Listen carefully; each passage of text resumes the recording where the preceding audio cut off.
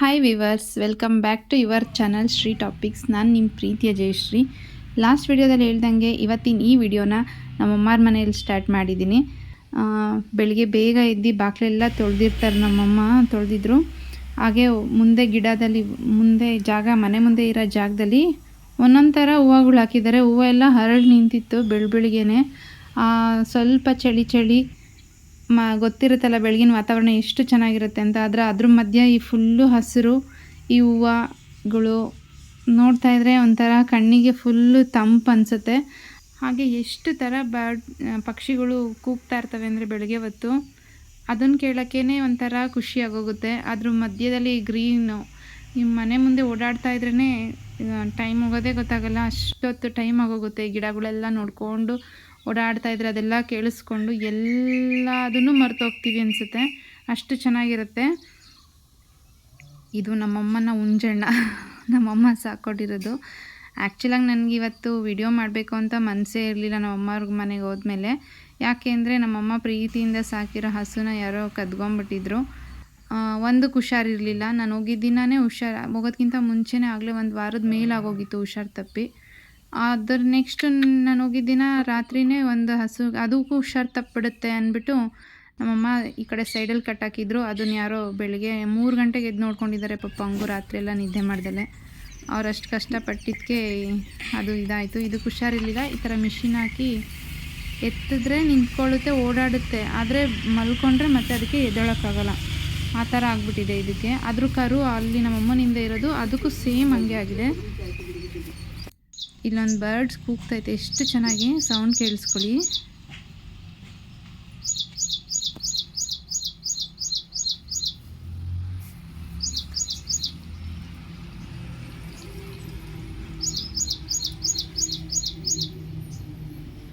ಬೆಳಿಗ್ಗೆ ಮತ್ತು ಸಂಜೆ ತುಂಬ ಥರ ಪಕ್ಷಿಗಳು ಬಂದು ಕೂಗ್ತಾ ಇರ್ತವೆ. ಮತ್ತು ಬರ್ತವೆ ಮರದ ಮೇಲೆ, ಸೀಬೆ ಮರ ಇದೆಯಲ್ಲ ಅಲ್ಲಿ ಬರೋಕ್ಕೆ ಇದು ಗಿಣಿ ಬರುತ್ತೆ. ಎಷ್ಟು ಗುಂಪು ಬರುತ್ತೆ ಗೊತ್ತಾ, ಹಣ್ಣಾಗಿರೋ ಸೀಬೆಹಣ್ಣು ಹಣ್ಣಾಗಿರೋ ಟೈಮಲ್ಲಂತೂ. ಹೋಗಿದ್ದು ನೆಕ್ಸ್ಟ್ ಡೇನೆ ನನ್ನ ತಂಗಿರು ಬಂದರು. ವೈಟ್ ಅಂಡ್ ವೈಟ್ ಹಾಕೊಂಡು ಕ್ರಿಶ್ಚಿಯನ್ಸ್ ಅಲ್ಲಿ ಹೆಣ್ಮಕ್ಳಿಗೆ ಅಲಂಕಾರ ಮಾಡ್ತಾರೆ, ಕಾಣಿಸ್ತೈತೆ ಅಲ್ವಾ ಪ್ರೀತಮ್? ಹಾಯ್ ಹಾಯ್ ದೊಡ್ಡ.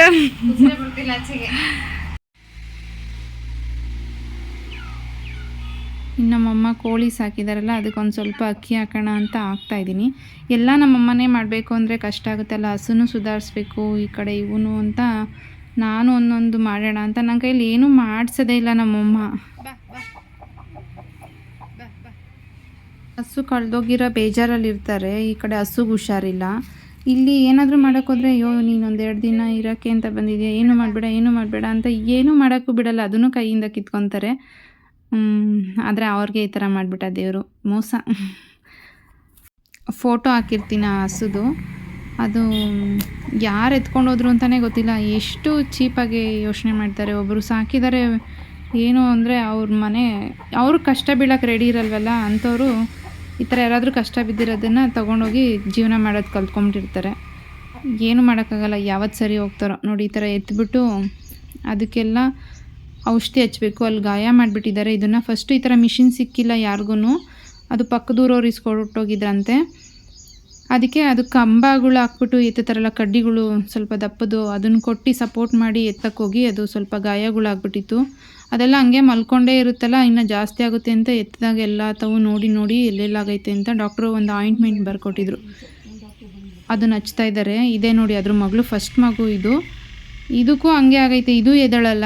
ಅದು ಇನ್ನೊಂದು ಕರು ಪಾಪ ಮಲ್ಕೊಂಡೇ ಕರು ಹಾಕಿರೋದು, ಅದು ಎದ್ದು ನಿಂತ್ಕೊಂಡಿಲ್ಲ, ಕಷ್ಟಪಟ್ಟು ಆ ನೋವಲ್ಲೂ ಹುಷಾರಿಲ್ದಲ್ಲಿರೋ ಟೈಮಲ್ಲಿ. ಹಾಗೆ ಬೆಳಗ್ಗೆ ಹೊತ್ತು ನಂಗೊಂದು ಎಳ್ನೀರು ಕೊಡ್ತಾರೆ. ಫಸ್ಟು ನಮ್ಮಮ್ಮನೇ ಕೊಟ್ಟಿದ್ರು. ಎಳ್ನೀರು ಕುಡಿದ್ಬಿಟ್ಟು ಅದು ಕಾಯಿ ಸ್ವಲ್ಪ ಬಲ್ತಿತ್ತಲ್ಲ, ಅದನ್ನ ಹಂಗೆ ಹೆಬ್ಬಿಟ್ಟೆ. ನಮ್ಮ ಪ್ರಗತಿಗೆ ಇಷ್ಟ ತಿನ್ಕೊಳ್ಳೋ ತಟ ಆಡ್ಕೊಂಡು, ಅದಕ್ಕೆ ಹಂಗೆ ಹೆಬ್ಬಿಟ್ಟೆ. ಇನ್ನು ಇವಾಗ ಒಂದು ಕರು ಹಾಕಿದೆಯಲ್ಲ, ಅದಕ್ಕೆ ಅದು ಹಾಲು ಕುಡ್ಸೋಕ್ಕಾಗಲ್ಲ, ಯಾಕೆಂದರೆ ಅದು ನಿಂತ್ಕೊಂಡೇ ಇರುತ್ತೆ. ಅದು ಮಿಷಿನ್ ಒಳಗಡೆ ಆ ಪಟ್ಟಿಯೆಲ್ಲ ಇರುತ್ತಲ್ಲ, ಅಲ್ಲೋಗಿ ಕೊಟ್ಟು ಅಭ್ಯಾಸ ಮಾಡಿಲ್ಲ. ಅವತ್ತಿಂದನೂ ಕರೆದ್ಬಿಟ್ಟು ಮಲಗಿತ್ತಲ್ಲ ಮಿಷಿನ್ ಸಿಕ್ಕೋಕ್ಕಿಂತ ಮುಂಚೆ, ಹಂಗೆ ನನ್ನ ತಮ್ಮ ಆಗಲಿ ಇಲ್ಲ ನಮ್ಮಮ್ಮ ಆಗಲಿ ಕರೀತಾರೆ. ಅದನ್ನೇ ಕರೆದಿರೋದನ್ನ, ಇದು ಟಾನಿಕ್ ಬಾಟ್ಲು, ಅದಕ್ಕೆ ಅಂತ ಔಷಧಿ ಟಾನಿಕ್ ಬರ್ಕೊಟ್ಟಿದ್ದು ಬಾಟ್ಲು, ಅದಕ್ಕೆ ಹಾಕ್ಬಿಟ್ಟು ಈ ಕರುಗೆ ಕುಡಿಸೋದು. ಇದು ಗಂಡು ಕರು ಆಗ್ಬಿಟ್ಟೈತೆ. ಇದಾದರೂ ಹೆಣ್ಗಾರು ಆಗಿದ್ರೆ ಚೆನ್ನಾಗಿರ್ತಿತ್ತು. ನಮ್ಮಮ್ಮ ಸಾಕೊಳ್ಳೋರು ಹೆಂಗೋ ಅದು ಹೋಗಿದ್ದನ್ನು ಮರೆತುಬಿಟ್ಟು ಅವಳೇ ಬಂದ್ಲು ಅಂತ ಅಂದ್ಕೊಂಡು ಇದನ್ನು ಸಾಕೋರು. ಅದಕ್ಕೆ ಪ್ರೀತಿಯಿಂದ ಅದು ಫುಲ್ಲು ವೈಟ್ ಇದ್ದಿದ್ದರಿಂದ ಅದಕ್ಕೆ ಬೆಳ್ಳಿ ಅಂತ ಹೆಸ್ರು ಇಟ್ಕೊಂಡಿದ್ರು. ಅಷ್ಟೆಲ್ಲ ಆಸೆಪಟ್ಟು ಏನೂ ಅದಕ್ಕೆ ಈ ಕಲ್ಲು ಮನ್ಸು ಮಾಡ್ಕೊಂಡವ್ರಿಗೆ ಇದಾಗೋದು. ಈ ಥರ ಎಲ್ಲ ಇದು ಮಾಡೋಕ್ಕೋದ್ರೆ ಹಿಂಗೆ ದೇವ್ರು ಮೋಸ ಮಾಡಿಬಿಡ್ತಾನೆ ಅನಿಸುತ್ತೆ. ಅದೆಷ್ಟು ಕೊಟ್ಟಿರುತ್ತೋ ಅವ್ರ ಅಮ್ಮಂದು ಹಾಲೆಲ್ಲ ಅದಕ್ಕೆ ಈ ಥರ ಬಾಟ್ಲಲ್ಲಿ ಹಾಕೋದು ಕರುಗೆ. ಅದು ರೂಢಿ ಆಗಿಬಿಟ್ಟೈತೆ ಚೆನ್ನಾಗಿ ಪಾಪಚ್ಚಿ.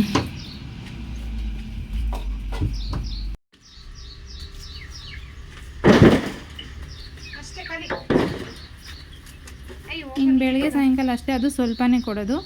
ಅದಕ್ಕೆ ಇವನೊಬ್ಬ ಕಾಯ್ತಾ ಇರ್ತಾನೆ ಹಾಲ್ಗೋಸ್ಕರ, ಹಿಂದೆ ಮುಂದೆ ಹಾಲು ಕರಿಯೋ ಟೈಮಲ್ಲಂತೂ.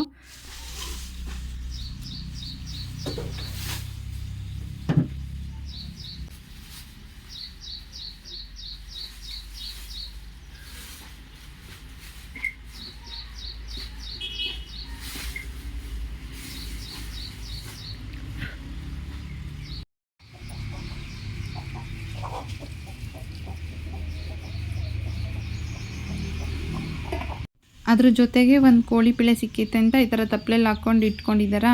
ಇದಕ್ಕೆ ಬೆಳಗ್ಗೆ ಎದ್ದು ಡೈಲಿ ಅದು ತಿಂದಿರೋದೆಲ್ಲ ಸ್ವಲ್ಪ ಗಲೀಜು ಬೇರೆ ಮಾಡಿರುತ್ತೆ, ಅದನ್ನೆಲ್ಲ ಚೆಲ್ಬಿಟ್ಟು ಹೊಸ್ದಾಗಿ ಅಕ್ಕಿ ರಾಗಿ ಮತ್ತು ರವೆ ಎಲ್ಲ ಹಾಕಬೇಕು. ಅದನ್ನು ಹಾಕ್ತಾಯಿದ್ದೆ ನಾನೇನೆ. ನಮ್ಮಮ್ಮ ಬೇರೆ ಏನೋ ಕೆಲಸ ಮಾಡ್ತಾಯಿದ್ರೆ ಅವರೇ ಮತ್ತೆ ಏನು ಹೇಳಲ್ಲ ನನಗೆ ಮಾಡು ಈ ಥರ ಅಂತ. ನನಗೂ ಗೊತ್ತಾಗಲ್ವಾ, ಮಾಡಿ ಅಭ್ಯಾಸ ಇರಲ್ವಲ್ಲ, ಗೊತ್ತಾಗಲ್ಲ. ಹೋದಾಗ ಏನು ಮಾಡಬೇಕು ಅಂತಲೇ ಗೊತ್ತಾಗಲ್ಲ. ನಮ್ಮಮ್ಮ ಹೇಳೋದು ಇಲ್ಲ, ಅವ್ರ ಪಾಡಿಗೆ ಅವ್ರು ಸುಮ್ಮನೆ ಮಾಡ್ತಾ ಇರ್ತಾರೆ, ಹೊತ್ತು ನಮ್ಗೆ ಹೇಳಲ್ಲ ಇಂಥದ್ದು ಮಾಡಿಕೊಡ್ರಿ ಇಂಥದ್ದು ಮಾಡಿರಿ ಅಂತ. ನಾವೇ ನೋಡಿ ಮಾಡಬೇಕಷ್ಟೇ ಅವ್ರಿಗೆ. ಮನೇಲೂ ಕೆಲಸ ಮಾಡಬೇಕು, ನಾಷ್ಟ ಅಡುಗೆ ಎಲ್ಲ ಅದ್ರ ಜೊತೆಗೆ ಹಸುವನ್ನು ತರಿಸ್ಬೇಕು. ಎಷ್ಟು ಅಂತ ಮಾಡ್ತಾರೆ ಅಪ್ಪ, ನನಗೆ ನೋಡಿ ಒಂಥರ ಆಗೋಯ್ತು ಈ ಸರಿ. ಅಂದರೆ ಅವ್ರ ಬಗ್ಗೆ ಅವರಷ್ಟು ಕಷ್ಟಪಟ್ಟು ಮಾಡಿದ್ದಕ್ಕೂ ಬೆಲೆ ಇಲ್ದಂಗೆ ಆಗೋಯ್ತಲ್ಲ, ದೇವರು ಬೆಲೆ ಇಲ್ದಂಗೆ ಮಾಡಿಬಿಟ್ನಲ್ಲ ಅಂತ ಬೇಜಾರು. ಇದಾದರೂ ಹುಷಾರಾದ್ರೆ ಸಾಕು. ಅದೇನೋ ಕಳ್ಳರೆ ಇಟ್ಕೊಂಡು ಹೋದ್ರು, ಅದೇನು ಮಾಡಿರ್ತಾರೆ ಅಂತ ಗೊತ್ತಿಲ್ಲ. ಇದಾದರೂ ಹುಷಾರಾಗ್ಬಿಟ್ರೆ ದೇವ್ರ ದಯೆಯಿಂದ ಅಷ್ಟೇ ಸಾಕು.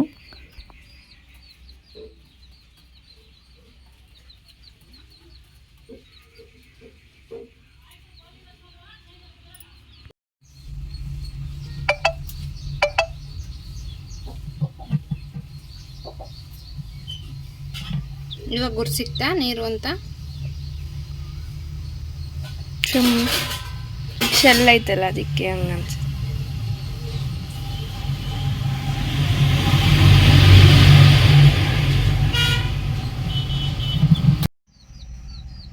ಎತ್ತಿ ಒಳಗಡೆ ಇಟ್ಬಿಡ್ಬೇಕು, ಇಲ್ಲ ಅಂದರೆ ಯಾವುದಾದ್ರೂ ಕಾಗೇನೋ ಹದ್ದೋ ತಿಂದ್ಬಿಡುತ್ತೆ ಅದನ್ನು ಅಂದ್ಬಿಟ್ಟು ಆಚೆ ಬಿಟ್ಟಿಲ್ಲ. ಅವ್ರ ಅಮ್ಮ ಬೇರೆ ಇಲ್ಲ ಅಲ್ವಾ, ಅದ್ರ ಜೊತೆಗೆ ಇದ್ದಿದ್ರೆ ಏನೋ ಕಾಪಾಡುತ್ತೆ ಅಂತ ಬಿಡ್ಬೋದಿತ್ತು. ಅವ್ರ ಅಮ್ಮನೂ ಇಲ್ಲ, ಅದು ಒಂದೇ. ಅದೊಂದೇ ಓಡಾಡೋದು ನೋಡಿದ್ರೆ ನಮ್ಮ ಮನೆ ಹತ್ರ ಕಾಗೆಗಳಿದ್ದಾವೆ. ಮತ್ತು ಇನ್ನೊಂದೇನೋ ಒಂದು ಒಂದು ಪಕ್ಷಿ ಹೇಳ್ತಾರೆ, ಅದು ಹಂಗೆ ಪಿಳ್ಳೆ ಎತ್ಕೊಂಡು ಹೊಂಟೋಗ್ಬಿಡುತ್ತೆ. ಅದಾದಮೇಲೆ ಬಾದಾಮಿ ಹಾಲು ಮಾಡಿಕೊಟ್ಟಿದ್ರು ನಮ್ಮಮ್ಮನೇ. ಚೆನ್ನಾಗಿ ಮಾಡ್ತಾರೆ. ಇದು ಹೆಂಗೆ ಮಾಡೋದು ಅಂತ ನೆಕ್ಸ್ಟ್ ಟೈಮ್ ನಾನು ಇನ್ನೊಂದು ವೀಡಿಯೋದಲ್ಲಿ ತೋರಿಸ್ತೀನಿ. ತುಂಬ ಒಳ್ಳೇದು ಹೆಲ್ತಿಗೆ ಇದು. ಬಾದಾಮಿನ ಮನೇಲೇ ರುಬ್ಬಿ ಮಾಡ್ತಾರೆ. ನೆಕ್ಸ್ಟು ಟಿಫನ್ಗೆ ಇನ್ನು ಉಪ್ಪಿಟ್ಟು ಮಾಡಿದರು. ಚೆನ್ನಾಗಿತ್ತು ಉಪ್ಪಿಟ್ಟು. ಎಷ್ಟನೇ ಸತಿ?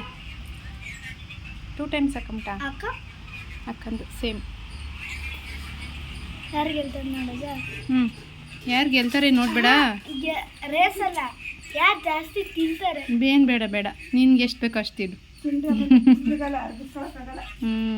ಮಮ್ಮಿ ಚೆನ್ನಾಗಿ ಮಾಡೋಣ, ನಾನು ಚೆನ್ನಾಗಿ ಮಾಡಿ ಅವನು ಯಾರನ್ನೂ ಬಿಡಲ್ಲ ಅಂದರೆ ನಾನಿಶೆ ಯಾರನ್ನೂ ಬಿಡ. 3 ಜನ ಡಾಕ್ಟ್ರನ್ನ ಕರೆಸಿರೋದು ಇದಕ್ಕೆ. ಹಸುಗೆ ಒಂದು 15ರಿಂದ ಒಂದು 20 ಸಾವಿರ ಖರ್ಚು ಮಾಡಿದ್ದಾರೆ. ಏನಿಲ್ಲ ಅಂದ್ರೂ ಹುಲ್ಲು ಚೆನ್ನಾಗಿರೋ ಹುಲ್ಲು ಕೊಡಿ ಅಂತ ಅಂದರು ಅಂದ್ಬಿಟ್ಟು ಊರಿಗೋಗಿ ಹುಲ್ಲು ಕಟ್ ಮಾಡ್ಕೊಂಬಂದಿದ್ದಾನೆ. ಅದಕ್ಕೆ ಪೌಷ್ಟಿಕಾಂಶ ಬೇಕು ಅಂತ ಹೇಳಿ. ಕರುನೂ ಹಾಕೊಂತಲ್ವ ಹುಷಾರಿಲ್ದಲ್ಲೇ ಇರೋ ಟೈಮಲ್ಲೇ ಅಂದ್ಬಿಟ್ಟು. ನಮ್ಮ ಪವಿತ್ರರು ಹೋಗಿದ್ರು, ಅವ್ರ ಮುಂದೆ ಹೋಗಿದ್ರು, ಇವನು ಅವ್ರ ಜೊತೆ ಗಾಡಿಯಲ್ಲಿ ಹೋಗಿ ಹಾಕ್ಕೊಂಬಂದಿದ್ದಾನೆ. ನಮ್ಮ ಮನೇಲಿ ಇನ್ನೂ 2 ಯೂಟ್ಯೂಬರ್ಸ್ ಆಗಿದ್ದಾರೆ, ಇದ್ರ ಮಧ್ಯದಲ್ಲಿ ತೋರಿಸ್ತೀನಿ ರೀ. ಹಲೋ ಇಂಡಿಯಾ, ನಮಸ್ತೆ, ವೆಲ್ಕಮ್ ಟು ಶ್ರೀ ಟಾಪಿಕ್ಸ್. ಇವತ್ತಿನ ನಾನು ವಿಡಿಯೋ ಮಾಡ್ತಾಯಿದ್ದೀನಿ. ಇವತ್ತು ಹಾಯ್ ಎಲ್ಲರೂ, ನಮಸ್ತೆ, ವೆಲ್ಕಮ್ ಟು ಶ್ರೀ ಟಾಪಿಕ್ಸ್. ಇವತ್ತು ಅನೀಶ್ ವಿಡಿಯೋ ಮಾಡ್ತಾನೆ ಫಸ್ಟ್ ಟೈಮಿಗೆ. ಮತ್ತು ನಾನು ಮೈಕ್ ಯೂಸ್ ಮಾಡ್ತಾ ಇದ್ದೀನಿ. ತುಂಬ ಖುಷಿ ಆಗ್ತಿದೆ ಹೆಂಗೆ ಮೈಕ್ ವರ್ಕ್ ಆಗುತ್ತೆ ರಿಸಲ್ಟ್ಸ್ ನೋಡೋಕ್ಕೆ ಅಂತ ಅಲ್ವಾ ನೀ? ಅವ್ನ ಕೇಳು ಮಾತಾಡ್ಸೋಣ. ಹಿಡ್ಕೊ ಅಕ್ಕ. ಹಾಂ ಕೇಳಿಸ್. ಏನು ಮಾಡ್ತಿದ್ಯಾ?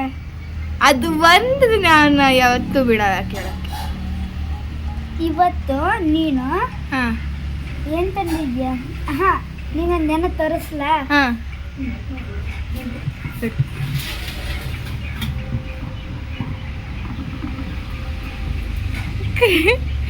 ಮಾಡ್ತೀನಿ ಬಿಡು. ಹಾಂ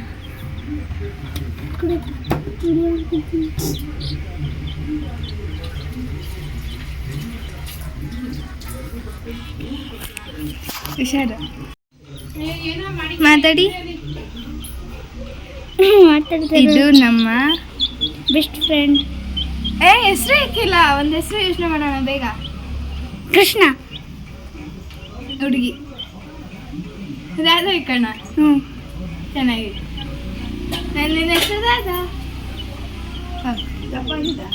ಒಂಚೂರಾಗೈತಿ, ಹಾರಕ್ಕೆ ಟ್ರೈ ಮಾಡ್ತದೆ, ಅದಕ್ಕೆ ಹಾರಕ್ಕೆ ಬರೋದು. ಸಾಕು ಬಿಡಿ. ಆಯಿತು, ಇವತ್ತಿನ ವ್ಲಾಗ್ ಇಲ್ಲ ಎಂಡ್ ಮಾಡೋಣ. ನೋಡೋಣ ರಿಸಲ್ಟ್ಸ್ ಹೆಂಗೆ ಬಂದಿದೆ ಅಂತ. ನೀವು ಸಬ್ಸ್ಕ್ರೈಬ್ ಮಾಡಿ, ಲೈಕ್ ಮಾಡಿ, ಮತ್ತು ದೊಡ್ಡಮ್ಮನ ಚಾನಲ್ನ ಇನ್ನೂ ಮೇಲ್ಗಡೆ ಎತ್ತಕ್ಕೆ ಹೆಲ್ಪ್ ಮಾಡಿ. ಆಯ್ತು ಕಟ್ಟಿ ಸ್ಟಾರ್ಟಾ ಇಬ್ರದು? ಅನಿ ಸ್ಟಾಪ್. ನಾನು 1 2 3 ಸ್ಟಾರ್ಟ್ ಹೇಳಿಲ್ಲ. ಬಯಲಾಯ್ತಾ? ನೀನು ಬಯಲಿಕ್ಕೋ ಪಾಪ. 1 2 3 ಸ್ಟಾರ್ಟ್. ಇಬ್ರು ಮುದ್ದೆ ಕಾಂಪಿಟೇಷನ್ ಮಾಡ್ತಾರೆ, ಯಾರು ವಿನ್ ಆಗ್ತಾರೆ ನೋಡ್ಬೇಕು ಇವತ್ತು.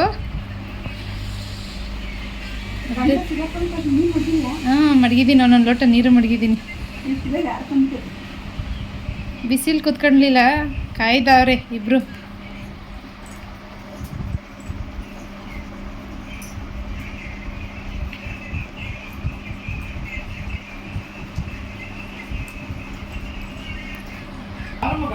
ಅನೀಶ್ ವಿನ್ ಆಗ್ಬಿಟ್ಟ. ಪ್ರಗತಿ ಇನ್ನ ಐತೆ. ಎಷ್ಟು ದಿನದಿಂದ ಪ್ರಾಕ್ಟೀಸ್ ಮಾಡಿದ್ಯಾ ಪ್ರಗತಿ ಅವನ್ನ ಸೋಲ್ಸ್ಬೇಕು ಅಂತ? 2 days ಮುದ್ದೆ ತಿಂದು ಪ್ರಾಕ್ಟೀಸ್ ಮಾಡಿತ್ತು. ಅವ್ನು ಬರೋ ಅಷ್ಟರಲ್ಲಿ ಪ್ರಾಕ್ಟೀಸ್ ಮಾಡಿಬಿಟ್ಟು ಅನೀಶಂದು ಸೋಲ್ಸ್ಬಿಡ್ತೀನಿ ದೊಡ್ಡಮ್ಮ ಅಂತ. ಅನೀಶು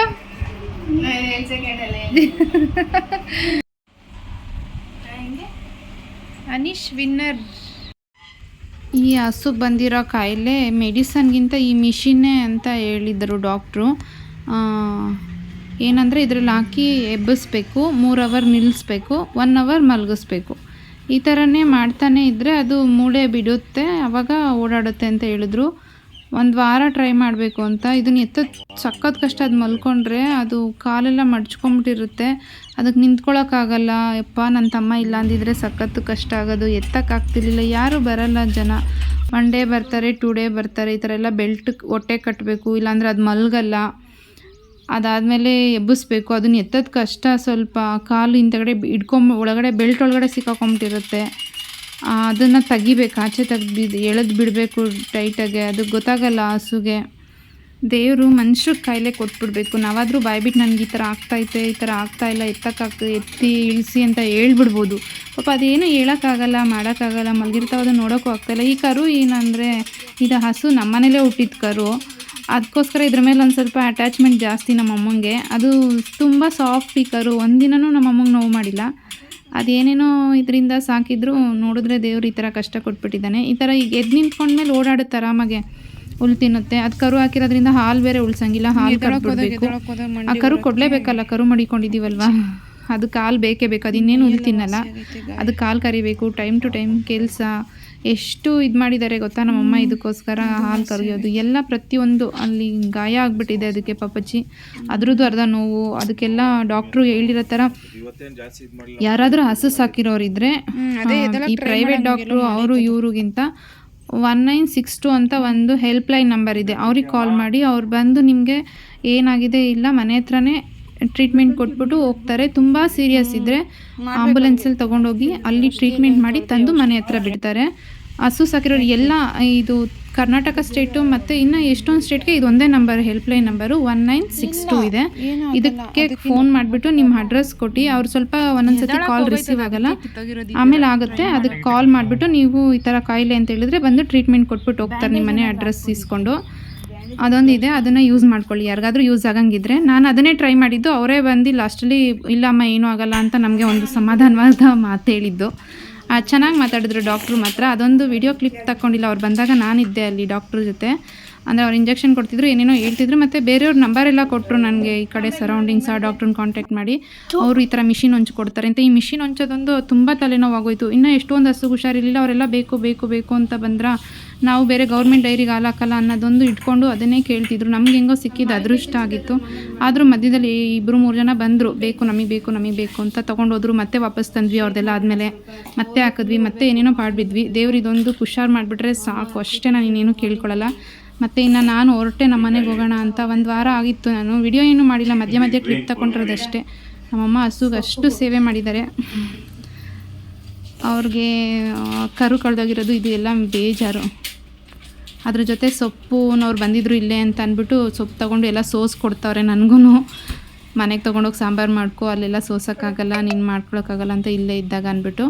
ಹಂಗೆ ಮಾವಿನಕಾಯಿ ಇತ್ತು, ನನ್ನ ತಮ್ಮ ಕೊಟ್ಟ, ಅದನ್ನು ಉಪ್ಪು ಖಾರ ಹಾಕ್ಬಿಟ್ಟು ತಿನ್ನೋಕ್ಕೆ ಅಂತ.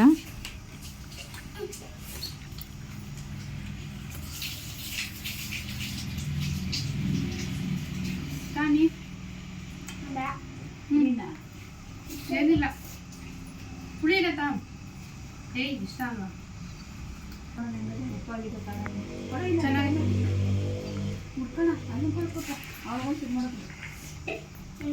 ಇದೇ ದೊಡ್ಡದೈತದ ಸಾಕು ಬಿಡು. ಉಳಿಯೇನಿಲ್ಲ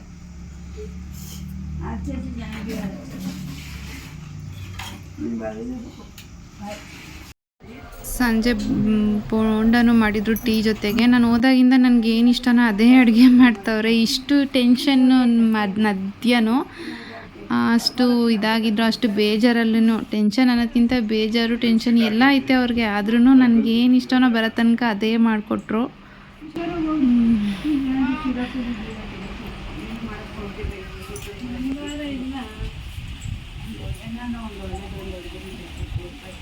ಇಷ್ಟರ ಮಧ್ಯೆ ಅವ್ರು ಹೇಳ್ತಾ ಇರೋದು 1 ವಾರ ಬಂದೆ ಸುಧಾರಿಸ್ಕೊಳ್ಳೋಕ್ಕೆ ಅಂತ, ಏನೋ ಒಂದು ಮಾಡ್ಕೊಡೋಕ್ಕಾಗಲಿಲ್ಲ ನಿನಗೆ ಅಂತ ಹೇಳ್ತಾವ್ರು ನನಗೆ ಹಿಂದೆಗಡೆ. ನಾನು ಬರೋವರೆಗೂ ನನಗೆ ಇಷ್ಟವಾಗಿರೋದೇ ಮಾಡಿರೋದು. ನಾಷ್ಟ ಎಲ್ಲನೂ ಊಟ ನನ್ನ ಕೈ ಒಂದು ಕೆಲಸನೂ ಮಾಡಿಸಿಲ್ಲ ಅವರು. ಇನ್ನೂ ಮಾಡೋಕ್ಕೆ ಹೋಗಿರತ್ತೋ ಬಂದು ಕಿತ್ಕೊಂಡು ಮಾಡಿದ್ದಾರೆ. ನಮ್ಮ ಬೈರ ನೋಡಿ ಹಿಂದೆನೇ ಬರ್ತಾ ಇದ್ದಾನೆ. ಆದ್ರೂ ಆ ಫೀಲ್ ಅವ್ರಿಗೆ, ನಾನೇನು ಮಾಡಿಲ್ಲ ಅನ್ನೋ ಥರ. ಅಷ್ಟೇ ತಾಯಿ ಪ್ರೀತಿ ಅಂದರೆ. ಹೊರಟ್ವಿ ಇನ್ನು ನಮ್ಮ ಮನೆಗೆ. ನಾವಿದ್ದಾಗ ಕಳೆದೋಗಿರೋದಕ್ಕೆ ನಮ್ಮಮ್ಮ ಅಷ್ಟೊಂದು ಬೇಜಾರು ಮಾಡ್ಕೊಂಡಿಲ್ಲ ಅನಿಸುತ್ತೆ. ನಾವಿಲ್ಲ ಅಂದಿದ್ರೆ ಇನ್ನೂ ಸಖತ್ತು ಬೇಜಾರು ಮಾಡ್ಕೊಳ್ಳೋರೇನೋ. ಅದಕ್ಕೆ ದೇವರು ಮೋಸ್ಟ್ಲಿ ನಾವೆಲ್ಲ ಬಂದಮೇಲೆ ಹಸು ಕಳೆದೋಗೋ ಥರ, ಈ ಹುಷಾರಿಲ್ದಲ್ಲಿರೋ ಥರ ಎಲ್ಲ ಆಗಿದೆ. ನೀವೇ ನೋಡ್ದಂಗೆ ಅವರು ಒಂದೇನು ನಮ್ಮ ಮನೆಗೂ ಸಹ ಬಂದಿಲ್ಲ, ನನ್ನ ತಂಗಿ ಮನೆಗೂ ಸಹ, ನೆಂಟರು ಮನೆಗೂ ಸಹ ಹೋಗಿಲ್ಲ.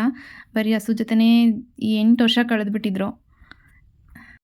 ನಮ್ಮಿಬ್ಬರು ಹೆಣ್ಮಕ್ಳು ಮದುವೆ ಆದಮೇಲೆ ಅವ್ರನ್ನೇ ಮಕ್ಕಳು ಅಂದ್ಕೊಂಬಿಟ್ಟಿದ್ರು ಅವರು.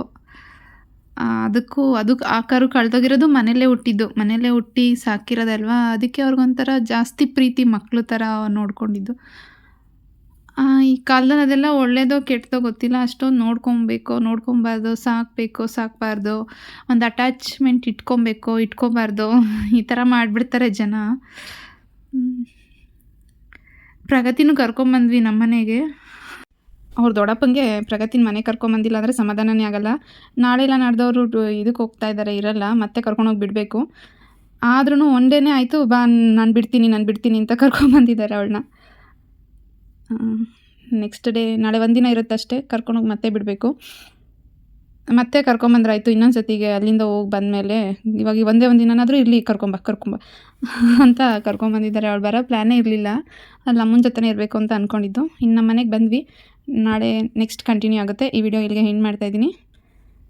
ಈ ವಿಡಿಯೋ ಇಷ್ಟ ಆಗಿದ್ರೆ ಪ್ಲೀಸ್ ಲೈಕ್ ಮಾಡಿ. ನನ್ನ ಚಾನಲ್ ಇನ್ನೂ ಯಾರು ಸಬ್ಸ್ಕ್ರೈಬ್ ಮಾಡ್ದಲೇ ನೋಡ್ತಾ ಇದ್ದೀರಾ, ಪ್ಲೀಸ್ ಸಬ್ಸ್ಕ್ರೈಬ್ ಮಾಡ್ಕೊಳ್ಳಿ. ನೆಕ್ಸ್ಟ್ ವಿಡಿಯೋದಲ್ಲಿ ಸಿಗ್ತೀನಿ. ಅಲ್ಲಿವರೆಗೂ ಟೇಕ್ ಕೇರ್, ಬಾಯ್.